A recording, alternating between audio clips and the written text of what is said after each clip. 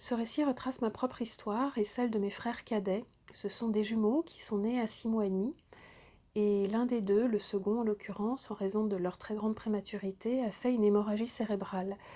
Les séquelles, c'est qu'il a une infirmité motrice et cérébrale, donc il ne peut pas marcher, il ne peut pas parler, et il faut l'assister pour tous les gestes, vraiment tous les gestes de la vie quotidienne. Donc ce texte s'inscrit dans une dimension intime avec un caractère introspectif même, je m'en suis rendu compte pendant l'écriture. Il pose une question qui me tient vraiment à cœur, qui est celle de la place du frère et de la sœur d'un enfant handicapé dans une fratrie. Très concrètement, quand vous vivez sous le même toit qu'un enfant handicapé, vous devez vous plier à tout un tas de contraintes, de nécessités, et on ne vous donne pas le choix de vous y plier ou non. Par exemple, mon frère écoutait et écoute encore, malgré son âge actuel, écoutait de la musique, en l'occurrence des chansons enfantines. Il en avait besoin pour tous ses repas, donc 3 repas plus le goûter, et tous les jours, y compris dans des moments qui ne sont pas ceux des repas. Donc il fallait subir, oui c'est ça, subir ces chansons. Encore maintenant, quand je suis en visite, je dois encore les subir.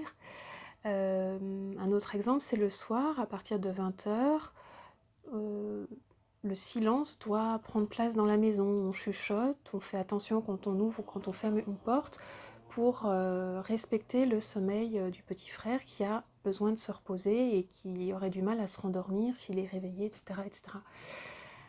Tout ça induit un certain comportement. On s'efforce de ne pas faire de bruit, se taire, être discret, surtout ne pas attirer l'attention, ne pas se faire remarquer. Et tout ce comportement à l'intérieur du cercle familial, on l'intègre, il nous imprègne et il se diffuse en nous au-delà du cercle familial, à l'école, au lycée, dans la vie de jeune adulte et encore, je peux le dire, la vie d'adulte à un âge plus avancé, si je puis dire. Et parallèlement à ça, on peut ressentir aussi, du moins moi je l'ai ressenti, un sentiment d'illégitimité. Se dire que on ne mérite pas telle ou telle chose, que c'est pour les autres mais pas pour soi. Les autres ont le droit d'attirer l'attention de telle personne, les autres ont le droit d'exercer tel métier, telle profession, mais pas nous, pas moi. On considère qu'on n'est pas légitime à la place qu'on convoite.